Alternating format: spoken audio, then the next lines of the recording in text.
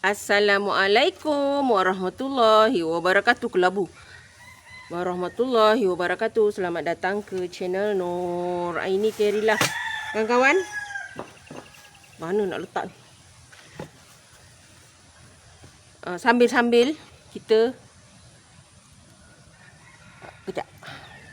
Abaikanlah yang berlumut-lumut tu yang raya. Belakang rumah ni susah sikit. Sambil kita Kak Noh nak masak ni untuk tengah hari. Kak Noh nak kopik ikan bilis. Sambil kita kopik ikan bilis, kita bercerita ya kawan-kawan. Sebab ikan bilis ni kita kena kopik, kena buang betul-betul. Kak Noh ni agak cerewet sikit. Ikan bilis ni walaupun beli yang dah belah, Kak Noh tetap akan bersihkan sebab dia ada hitam-hitam tu kan. Kalau belah tu pun Kak Noh tengok dulu. Sebab dia kadang diorang kopik tu belah-belah je, dia buat tak buang pun dia punya tu kan. Jadi lebih baik Kak Noh lebih suka kopik sendiri. Sebab kopik sendiri itu selain daripada kita ni, kita nyantai-nyantai ni, seronok kan kopik ikan bilis ni. Kadang Kak Noh buat apa, alah, tengok cerita kan. Okay, hari ni Kak Noh nak kongsi dengan kawan-kawan. Kak Noh cerita lagi. Part Kak Noh ingat ada satu cadangan Kak Noh lah. Kalau kawan-kawan ada juga kisah-kisah misteri ke, selain daripada cerita Kak Noh sendiri kan, rasanya kawan-kawan pun boleh kongsi dengan Kak Noh. Kalau yang boleh lah, nanti boleh juga kita berkongsi cerita di channel Kak Noh ni. Kak Noh macam diberi semangat baru. Boleh sambil-sambil Kak Noh buat aktiviti Kak Noh selang dengan cerita-cerita misteri ke, cerita-cerita hidup Kak Noh, cerita yang Kak Noh boleh kongsi dengan kawan-kawan. Yang mistik-mistik sangat tu tak adalah. Hidup Kak Noh tak adalah juga semisteri itu kan. Okey, hari ni Kak Noh nak cerita. Kalau kawan-kawan nak boleh juga, kawan-kawan boleh apa, kalau rasa sudi kan, boleh je. Nanti Kak Noh akan bagi tahu bila, dan Kak Noh tengok sesuai dengan cara penceritaan Kak Noh lah. Okey. Kalau Kak Noh rasa boleh lah, nanti kita fikir balik ya. Kak Noh rasa sesuai kan. Okey. Daripada memanjang-manjangkan cerita ni, nanti dah 2 minit ni, waktu berlalu. Sekarang panjang lagi cerita Kak Noh. Okay, sebab Kak Noh nak cerita macam perubatan yang Kak Noh tahulah tentang perubatan orang asli yang Kak Noh pernah terima, dan Kak Noh pernah juga belajar sedikit sebelum Kak Noh Islam. Dan pantangan yang biasa ada setiap kali berubat. Ini bukan yang sakit yang besar-besar, macam sakit yang biasa-biasa, macam demam, kena apa, kena keteguran ke, ataupun kita mimpi yang tak elok pun, selalunya akan anulah, dijampilah. Nanti dia letak arang, dia calit dekat sini, dia pangkah gitu. Dia pangkah gitu dekat sini, dekat kita punya sini. Kalau kita mimpi buruk lah, misalnya mimpi bunuh orang ke, macam tu lah. Ini ikut kepercayaan yang selama Kak Noh duduk dengan nenek. Okay, itu Kak Noh kongsi apa yang Kak Noh tahu je. Kalau yang lebih-lebih tu tak. Sebab kita tidak boleh bercerita sesuatu yang melangkaui kita punya pengalaman dan yang pernah kita alami. Sebab itu tak bagus. Kita macam mereka-reka pula. Jadi Kak Noh hanya cerita bahagian Kak Noh yang pernah Kak Noh alami dan Kak Noh terima. Dan ketika itu Kak Noh mengalami sendiri, macam tu. Yang lebih-lebih tu tak ada. Okey. Misalnya kalau kita demam, dibagi penawar, kalau kalau badan tak sihat. Okey. Kadang mimpi api kan, mimpi api. Selalunya mimpi api tu, kalau kita mimpi api tu, dia kata kalau kita mimpi rumah membara, rumah terbakar ke apa tu, itu satu jenis halak tu, maknanya orang hantar sihir yang berbentuk macam tu lah, panas gitulah. Yang nak tahulah, halak tu yang tak bagus, aura yang tak bagus. Jadi dijampi, kita pakai arang. Arang tu dijampi, digosok dekat sisi parang tu, gosok, letak sedikit air, dah warna hitam calip. Macam tu dekat ahli keluarga ke macam tu. Kalau misalnya berubat untuk macam sakit-sakit yang ringan-ringan, pantangan dia tak boleh makan cili api. Kalau nenek Kak Noh lah, dia tengok pada orang juga sebenarnya. Kalau macam ayah Kak Noh, dia kalau jampi buat penawar-penawar ni, dia tak ada pantang cili kering. Cili kering boleh. Cili yang maksudnya tidak menunjuk langit. Dia macam cili api kan semua dia tumbuk begini kan. Yang cocok atas, buahnya menunjuk ke langit kan. Yang itu tak boleh makan kalau ayah Kak Noh. Tapi kalau nenek semua cili tak boleh. Tapi kalau ayah cili api tak boleh, tapi cili kering boleh. Cili yang macam cili besar tu kan, tu boleh. Macam tu. Kalau nenek agak keras sedikit dia punya jampi-jampi tu. Jadi tak boleh makan cili langsung. Maknanya 3 hari tu tak boleh makan cili. Macam tu. Kalau orang yang berubat pun tak boleh makan cili, orang yang diubat pun tak boleh makan cili. Mengubat pun tak boleh makan, yang diubat pun tak boleh makan. 3 hari. Macam itulah. Lepas tu dah boleh makan. Kadang kalau yang macam berat-berat sikit macam makcik Kak Noh dulu, dia mungkin pakcik Kak Noh tu, yang ni makcik yang sama ya, makcik yang selalu yang ajak Kak Noh pergi cari lokan tu, dia ni memang agak lemah semangat. Dia pakcik ni, dia kalau isteri dia dah suka dapat dan dia buat, dia dah dapat tu, dia terus usaha dah dapat lagi. Tapi nenek dah pesan, dia kata kalau dapat dah cukup, jangan ambil lagi, jangan buat lagi. Tapi pakcik buat juga. Akhirnya makcik Kak Noh tu kena keteguran. Jadi untuk galang gantinya, dia kena ganti, macam ganti balik semangat makcik tu yang sakit ni kepada satu patung yang dibuat, kami panggil ancak, ataupun ada satu lagi dia panggil sawai. Sawai dengan ancak yang tu dibuatlah, kalau tak salah dia macam tapi tak pasti mana satu. Yang ancak yang biasa sikit, sawai tu yang berat rasanya. Dia macam dibuat ganti diri. Kak Noh pernah ikut buat masa Kak Noh belum Islam lah. Ikut buat satu untuk makcik Kak Noh tu, lepas tu satu lagi untuk, kalau tak salah untuk ayah Kak Noh sendiri atau mak Kak Noh lah, lupa dah. Itu kita buat 7 jenis kuih, 7 jenis lauk, semua 7. Lepas tu patung tu ditepung yang menggambarkan siapa yang sakit tadi, macam lelaki ke perempuan, buat. Lepas tu kita akan hantar satu tempat untuk benda tu. Maknanya kita dah pulangkan, kita dah minta maaf, macam tu lah. Pada benda-benda gitulah yang Kak Noh pernah ikut. Okey. Benda tu memang dibuat banyak kerja lah. Tapi macam orang yang datang bulan tidak boleh menyertai buat kuih apa semua tu, tak boleh. Dia kena orang yang bersih. Orang yang datang uzur tak boleh buat. Macam tu juga kalau kita tolong orang ubat kan, orang kita tolong, orang tu kata tolong saya tak boleh sebab saya datang bulan, dia tak dibenarkan, kita tak dibenarkan lah buat benda-benda tu semua. Macam tu. Okey. Macam sakit perut, yang ringan-ringan tu boleh, tak payah pantang apa-apa. Macam tu. Adik Kak Noh pun boleh. Dulu Kak Noh juga diberi oleh nenek sedikit lah. Tapi bukan yang buat yang mengawal sakit, tak, untuk diri sendiri je. Untuk kawal diri sendiri, untuk penyeri, dia macam tu lah. Okey. Ada. Untuk penyeri ada, dia suruh baca. Kak Noh dulu disuruh hafal kan. Dia macam tu. Tapi Kak Noh ni tak pernah guna. Tak pernah guna.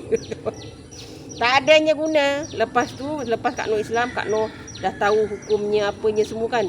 Jadi buang benda tu, cara buangnya cara Kak Noh lah yang diberitahu. Setiap baca patah jampi tu, baca pergi tandas, itu ludah. Itu yang Kak Noh buat lah, ludah. Nanti kita baca lagi, kita ludah lagi. Nanti bila kita baca ayat tu kan macam 7 rangkap macam tu, nanti hilang satu-satu. Hilang satu. Bila baca dah tak ingat. Dah tak ingat. Lama-lama hilang semua. Macam tu. Kak Noh buat macam tu lah dulu. Akhirnya semuanya habis. Tak ada dah dekat Kak Noh, dah tak ada. Sebelum Kak Noh tu pun dah memang Kak Noh dah buang. Macam itulah. Dia jampi ni biasanya yang ringan-ringan ni memang diajar macam demam, penawar, bisa ular kan. Sepupu Kak Noh dengan mak saudara Kak Noh, ada seorang sepupu Kak Noh kena ular kapak. Sebabnya rumah kami tu kan air penuh, jambatan tu penuh air. Bila dah surut, kami ni berjalan dekat jambatan, kononnya nak berjalan-jalan lah dekat atas jambatan, tak pakai lampu. Sepupu Kak Noh tu pijak ekor ular tu, dia patok sepupu Kak Noh tu. Bisa lah, tapi ada pakai penawar je. Penawar, dia tiup jampi tu, lepas tu dia tiup. Kalau ada lagi ular tu, ambil, kita bunuh. Sebabnya ular tu kalau dia dah menjala, bisa dia akan lagi kuat. Jadi kita bunuh, ambil otak ular tu, sapu di tempat yang dia patuk. Mujarab katanya. Kak Noh tengok sepupu Kak Noh tu mula-mula bising, lepas tu dia okey. Bayangkan ular kapak. Dan makcik Kak Noh, ini sepupu mak tiri Kak Noh lah. Masa dia anak dara, memang tak pergi hospital ya kawan-kawan. Kalau kita kan ramai kejadian orang meninggal kena patuk ular kan. Sepupu mak Kak Noh ni, mak tiri ni, dia tengah mengemas dekat dapur. Sebab rumah kami tepi pantai tau, tepi Port Kelang tu. Kami panggil Bagan Hailam, dekat situ. Ataupun orang panggil Tanjung Harapan kan. Dekat situ rumah kami dulu. Sepupu mak ni dia mengemas malam-malam, kena patuk ular. Betul-betul dekat betis dia. Seperti yang kita tahu, ular tedung ni dia memang bisa. Okey, masa tu dah kena tu, dia confirm lah ular tu ular tedung. Dia nampak, dia kata warna hitam, kulit hitam. Dia kata dia meletus macam gitulah. Tu kena, dia bisa. Lepas tu ikat, dia jampi pakai penawar je lah. Pakai penawar, jampi. Bisanya hilang. Satu malam tu dia memang menggelisah, tapi tak adalah yang mengancam nyawa tau. Sebab dia dah ditawarkan. Maknanya bisa tu dah ditawarkan. Okey, jadi dia boleh bisanya sikit-sikit je.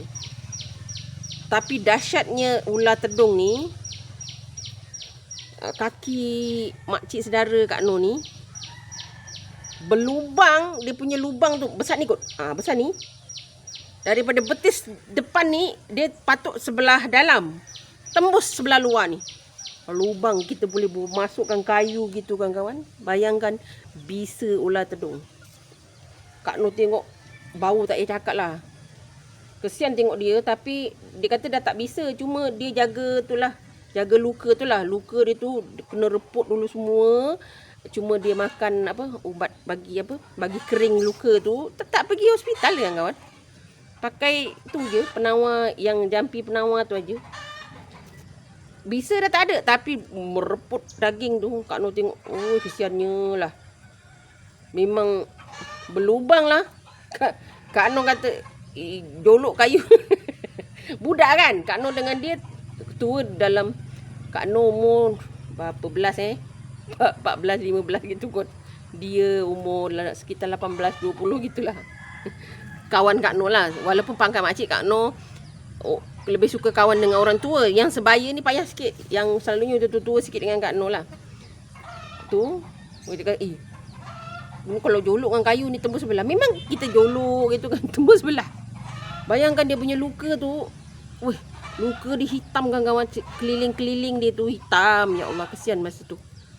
Orang pun jangan dekat kan, sebab ada bau. Tapi Kak Noh yang okey je. Bukan dia nak tu kan. Orang cakap, kau tak jaga kaki kau tu, lama putus dia. Sebab takut dia ingat dia lalat kan, bulat kan. Dibuat macam tu lah. Ya Allah kawan-kawan, kesian tengoknya. Tapi itulah perubatan orang asli. Tapi sekarang ni tak ada dah lah. Tak ramai pun. Ada tapi dah tak ramai. Adik Kak Noh masih lagi boleh. Dia masih boleh. Kalau setakat untuk demam sesama, keteguran ke, macam ceret-beret ke. Selain daripada herba, mereka juga guna jampi-jampi lah. Air jampi diminum. Kalau keteguran, kalau kita kadang pergi tempat tak jaga mulut kan, tiba-tiba tegur sana tegur sini, dah terkena. Macam itulah. Dia macam tu selalunya.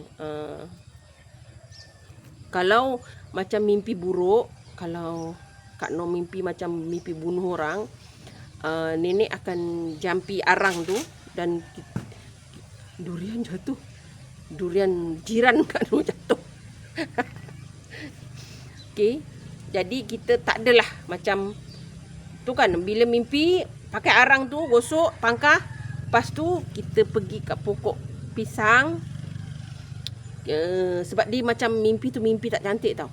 Jadi tak elok, takut jadi apa-apa. Jadi kita tebak, pergi dekat pokok pisang tu, kita jantas, kita cakap kita dah buat gitu. Macam mimpi kita bunuh orang ke apa kan, atau dah buat dah gitu. Dekat pokok pisang tu lah. Tapi kesianlah pula kan pisang jadi mangsa gara-gara mimpi kita. Tapi itulah hakikatnya cara kepercayaan orang asli. Dan Kak Noh hanya berkongsi apa yang Kak Noh tahu, apa yang Kak Noh pernah alami, apa yang pernah Kak Noh lihat. Macam itulah. Kak Noh takkan menokok menambah cerita sebab ianya tak boleh. Ya kan kawan? Bagi Kak Noh kalau bercerita hanya untuk menambah sensasi, takkan Kak Noh buat. Kak Noh bukan orang yang sebegitu. Kak Noh cerita hanya apa yang Kak Noh alami, apa yang pernah Kak Noh lihat, apa yang pernah Kak Noh perhatikan di sekeliling Kak Noh ketika itu. Macam itulah sebabnya Kak Noh memang lahir daripada keluarga yang mengamalkan perubatan orang asli. Perubatan lamalah, kalau misalnya sakit perut atau cerit-berit, rebus daun pucuk jambu, ataupun makan putik jambu yang kecil tu kan. Makan terus. Kalau budak kecil kan tak boleh makan. Jadi kita rebus dulu air dia dengan buah dia tu. Airnya disuruh minum. Macam tu. Kalau misalnya cerit-berit juga, ambil air teh uncang tu, kita buat sedikit pekat, tapi bagi minum hanya satu sudu. Bagi minum. Macam tu kalau cerit-berit. Tapi hanya boleh bagi 2 kali. Tak boleh lebih. Sebabnya nanti dia takut jadi sembelit pula. Macam tu. Dia selalunya begitulah. Kalau misalnya terseliur, Kak Noh tak tahulah pokoknya tu macam mana. Kak Noh nak cerita dengan kawan-kawan. Pokok tu bunga dia putih macam gini kan. Daun dia panjang gitu. Layukan dengan api, ambil minyak masak, kalau boleh minyak kelapa yang kita buat sendirilah. Layukan dan gosok pada tempat yang macam lebam, bengkak, terseliur, boleh urut.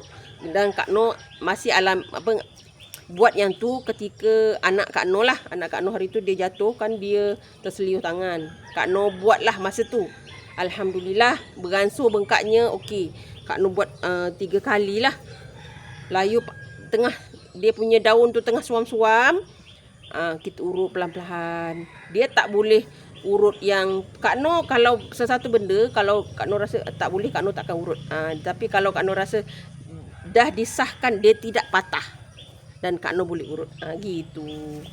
Selalunya lah Kak Noh buat macam tu. Itulah perubatan orang asli ni simple. Mereka kan dulu tak pergi hospital kan. Selagi mereka boleh buat, mereka akan buat. Sakit perut, apa semua, macam mata kan. Ambil daun apa tu, boleh. Macam tu lah. Kalau orang yang tidur malam ngetap gigi kan tak elok kan. Ada satu, Kak Noh sini dah tak nampak pokok tu. Dia panggil pokok apa dia daun dia tu hujung dia tercabut, makan. Supaya malam tidak mengetap gigi. Dia mengetap gigi bagi orang asli ni, dia tak cantik. Itu macam kita menyumpah ahli keluarga kita. Macam kita makan ahli keluarga kita. Macam itulah.